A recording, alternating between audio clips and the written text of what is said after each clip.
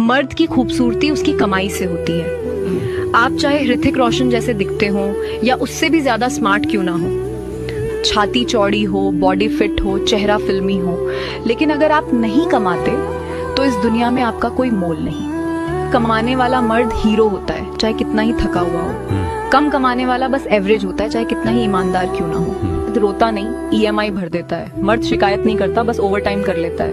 उसकी थकान किसी को दिखती नहीं, बस उसकी सैलरी सबको याद रहती है। और फिर भी कहा जाता है मर्द